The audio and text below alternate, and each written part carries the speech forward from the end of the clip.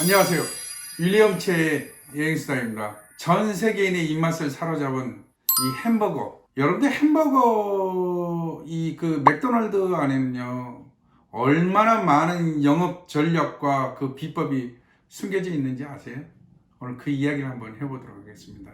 이 맥도날드라는 것은 원래 이제 빅과 맥의 형제들이 1955년 캘리포니아 샌버나디노에서 조그만 햄버거 가게를 차리게 됐어요. 그때 당시에 이 크락이라는 사람이 있었는데, 이 사람이 주스 믹서기를 판매하는 외판원이었어요. 그래서 이 사람이 솔트레이크 부근을 운전하면서 딱 이제 세일을 하러 가는데, 이 샌버나디노의 조그만 햄버거 가게에서 믹서기를 한 대도 아닌 여러 대를 구매를 하겠다고 전화가 온 거예요. 그래서 너무너무 궁금하고, 도대체 그 조그만 영업소에서, 가게에서 어떻게 이렇게 많은 믹서기를 주문할까 궁금해서 이 사람이 차를 돌려서 솔트레이크에서 바로 캘리포니아 샌버나디노로 운전하고 갔습니다. 가서 보니까 사람들이 아주 장사질 치고 있는 거예요. 100m 이상 줄이 서 있는데, 매장을 딱 들어가는데 그 많은 사람들이 일순간에 다 빠져나가는 거예요. 그래서 이 사람이 도대체 저 많은 사람들이 일순간에 모든 음식들을 다 가지고 빠져나가는 그 장면에, 그래서 제일 먼저 이 사람이 궁금했던 게 주방을 본 거예요. 주방을 딱 봤더니 음식이 나오는 그 과정들이 완전 분업화가 돼 있어요.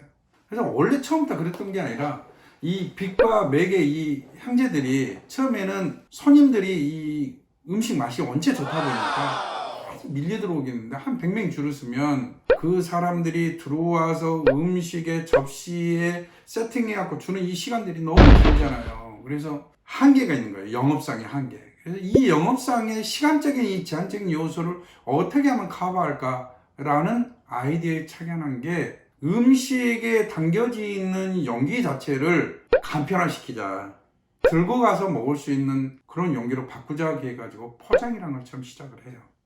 그리고 또 하나는, 가장 중요한 것은 100명, 200명 줄을 서 있으면 이 사람들이 순식간에 빠져나갈 수 있으려면 그 음식이 만들어지는 속도와 음식의 맛이 균일해야 된다는 거예요. 그래서 이 음식을 세계 최초로 분업화를 시작했던 게 바로 이 맥과 딕의 형제들의 영업 전략이었어요. 그래서 빵을 굽는 사람은 계속 빵만 굽고, 토마토를 썰고, 또 거기에 야채를 넣고 하는 사람들은 그것만 계속해서 갖고, 거기에 이제 고기 패드를 굽는 사람은 또 고기 패드만 계속해서 굽는 거예요. 그러니까 이렇게 분업화를 하다 보니까 음식 나오는 속도가 엄청 빨라지죠. 그리고 음식의 맛 또한 균열하게 맞춰지는 거예요. 제한된 공간적인 요소에서 사람을 받아들이는 그 한정된 공간이 아닌 무한대 공간을 갖잖아요, 사람들이. 예전에는 웨이터나 웨이트레스가 음식에 대한 주문이나 이런 걸 물어보잖아요. 이걸 파격적으로 바꾼 거예요. 어떻게 바꿨냐? 손님이 음식을 주문하게끔 만든 거예요. 그래서 이 사람들이 생각한 게 뭐였냐면, 몇 년 동안 영업을 쭉 해온 그 결과에 음식 메뉴에 대한 데이터베이스를 뽑은 거예요. 도대체 얼마나 많은 음식을 어떤 종류를 선호한가 라고 봤더니, 햄버거가 차지하는 비중이 이 매장의 80% 이상이었던 거예요. 그래서 여러 가지 그 메뉴를 두게 되면 시간적인 그런 부분들이 많이 차지하다 보면 손님들을 많이 받을 수가 없잖아요. 그래서 그런 부분을 가감성 있게 그냥 다 없애버리고, 가장 많이 팔리는 주 메뉴에 집중적으로 전략적으로 그 상품들을 판매를 하는데, 이걸 분업화해서 판매를 시작한 거예요. 그걸 본 이 크락이라는 사람이 너무 놀란 거예요. 바로 이거다 라고 해서 맥과 딕의 형제를 설득을 시켜야, 내가 이거를 프랜차이즈 할 수 있게끔 나한테 기회를 주라, 내가 자신 있다. 근데 이 사람들은 그걸 반대했어요. 왜냐, 그 음식의 맛과 질이 떨어질 걸 염려해서 이 크락의 제안을 받아들이지 않았어요. 그랬다가 크락이 한 번으로서 그 제안을 하고 포기한 게 아니라 수없이 많은 나라를 계속 찾아가고 이야기를 한 거예요. 그래서 마침내 이 맥과 딕을 설득을 시켜가지고 맥도날드 최초의 프랜차이즈를 바로 시카고에 오픈을 한 거예요. 그게 1호점이에요. 거기서부터 이 크락이 이제 프랜차이즈점을 막 갑자기 나가는데 이 속도가 엄청나게 빠른 거예요. 사람들이 입맛을 일순간에 확 사로잡았어요. 근데 문제가 뭐였냐. 희한하게도 이 크락이라는 사람은 프랜차이즈를 넓히면 넓힐수록 돈을 그만큼 많이 벌어들여야 되는데 적자폭이 계속해서 늘어나는. 그 중에 이유가, 가장 큰 이유 중에 하나가 맥과 딕 이 형제한테 프랜차이즈를 할 때 어떤 딜을 했냐. 총 매출액의 1.7% 정도에 달하는 비용을 프랜차이즈 비용으로 해서 주게끔 했어요. 근데 그거를 구두상으로 했단 말이에요. 그래서 어느 날 돈이 바닥이 나게 되니까 은행을 찾아갔어요. 대출 받기 위해서. 은행을 딱 찾아갔는데 찾아가는 은행마다 다 빠꾸로 맞은 거예요. 근데 이 사람들도 다 알아요. 언론에 막 이 맥도날드가 엄청나게 번창하는 속도가 엄청나게 빨리 성장을 하기 때문에 알긴 아는데 다 대출을 안 해준 거예요. 왜냐? 그만큼 성장 속도가 빠르면 그만큼 매출액에 비교해서 마진폭이 커져야 되는데 그게 안 되는 거예요. 이 사람이 또 다른 은행에 갖다 퇴짜 맞은 무렵에 바로 옆에 대출을 받으러 왔던 한 젊은 친구가 이 사람이 바로 그 언론에 많이 나왔던 크락이라는 사람이라는 것을 알게 돼요. 그래서 그 사람한테 제안을 해요. 나한테 지분을 어느 정도 준다면 내가 당신이 이 맥도날드를 세계 최고의 기업으로 만들 수 있는 기발한 아이디어를 주겠다. 그래, 이 사람이 방법이 없잖아요. 그래서 그 친구하고 손을 딱 잡아요. 크락이라는 사람이 간과했던 가장 큰 문제점 뭐냐면, 프랜차이즈를 해서 만들어 나갈 때마다 실은 그 점주들은 자기 돈으로 부동산을 구매해서 거기에다가 그 맥도날드 상가를 짓잖아요. 그 상가가 이름에 알려지면서 장사가 잘 되면 그만큼 부가세가 높아지잖아요. 건물이나 땅값이 올라가지잖아요. 그 동네 자체가. 그런 부분을 간과를 했던 거예요. 그래서 이 새로운 파트너가 어떤 전략을 썼냐. 프랜차이즈를 원하는 사람들한테 일정액의 프랜차이즈 담보금을 받아요. 그 돈을 가지고 부동산을, 땅을 매입을 해요. 그 땅을 매입한 곳에다가 이 상가를 짓게끔 해요. 그 짓게 되면 결론은 그 부동산은 누구 거예요? 회사께 되잖아요. 그러면 이름이 알려지면서 상가가 번창하면 부동산 값이 뛰게 되죠. 바로 거기에 차관을 둔 거예요. 이 크락이라는 사람이 등장을 하면서 1961년도에 햄버거 대학이라는 것을 오픈을 해요. 뭐요? 햄버거 대학? 아마 이거 아는 사람 거의 없을 거예요. 근데 여러분들 그거 아세요? 맥도날드 이 매장을 가시게 되면요, 여러분들이 정말 아무 생각 없이 가셔서 앉아서 드시고 나오고 하는 이 공간들이 정말 엄청난 영업 전략이 그 안에 다 숨어져 있다는 사실을 아마 여러분들은 그 이야기를 해드리면 깜짝 놀랄 거예요. 맥도날드의 상징이 뭡니까? 딱 맥도날드 안에 들어가면 귀때기 엠마켓 그 말고 매장 안에 딱 들어가면 일단은 앉는 순간에 불편함을 느끼잖아요. 의자가 편하지가 않잖아요. 그죠? 그 말은 매장 안에 들어온 사람들이 빨리 회전을 시키기 위해서. 그리고 이 사람들은 햄버거 대학은 어떤 목적으로 설립을 했냐. 맥도날드의 가장 큰 영업 전략의 키포인트는요, 프랜차이즈잖아요. 프랜차이즈. 근데 많은 프랜차이즈 회사들은요, 초기에 그 프랜차이즈에 가입을 딱 할 때 많은 돈이 들어가야 돼요. 투자금으로. 근데 맥도날드는 많은 돈이 필요가 없어요.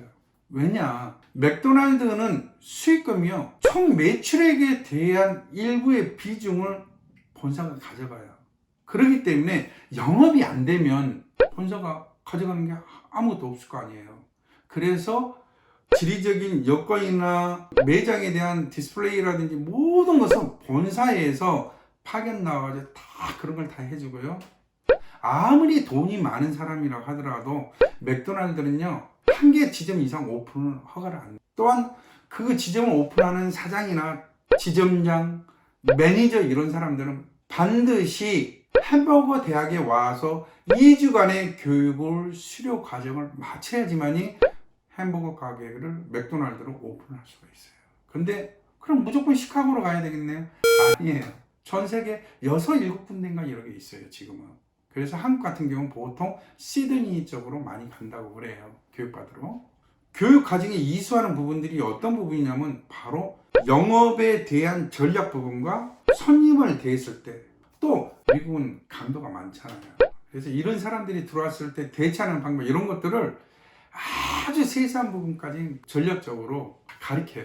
그리고 또한 이 전 세계에서 오는 이 사람들이 자기들만의 그 생각들이 다 있잖아요. 교육생들이. 이 사람들이 토론식 수업을 가져요. 그러면서 자기가 갖고 있는 그런 안건들을 이렇게 내다 보니까 빅맥이 거기에서 탄생이 되는 거예요. 감독님, 빅맥 지수라고 들어봤어요, 혹시? 120여 개국에 뻗어 있는 39,000여 개의 맥도날드의 지점들이 다 있잖아요. 매장들이. 그러면 이 39,000개의 매장들이 나라마다 환율이 다 틀리잖아요. 또 물가가 다 틀리잖아요.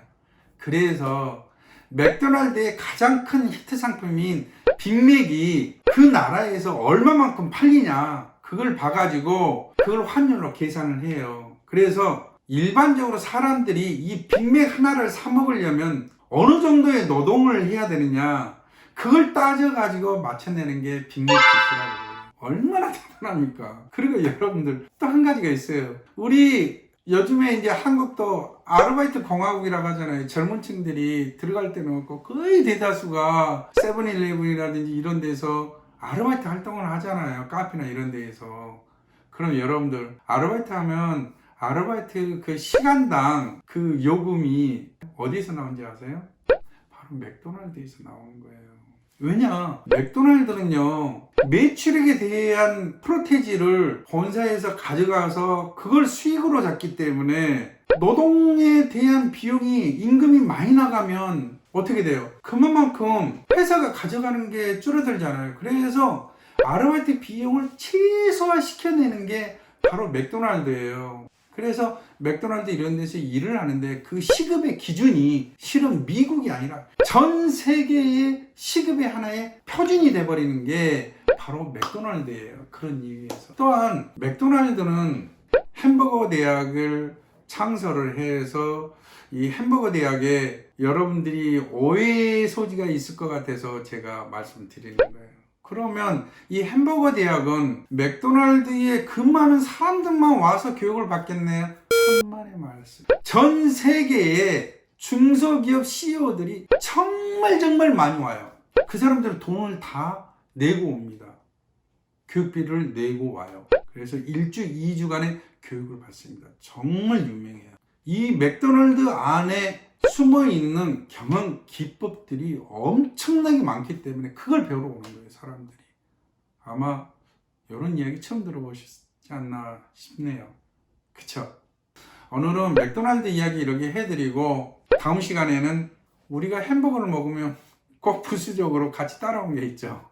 뭐예요? 세계의 이 음료 시장을 장악한 코카콜라. 그리고 여러분들 코카콜라가 옛날에는, 지금이야 캔으로 나왔지만은 예전에는 다 병이었잖아요. 병막에 줄무늬가 몇 개인지 아세요? 궁금하시죠? 그럼 다음 주제로 제가 다룰 때 그때도 한번 꼭 봐주시고요. 구독과 좋아요는 제가 유튜브를 찍는 데 있어서 많은 도움이 됩니다. 오늘도 시청해 주셔서 감사합니다.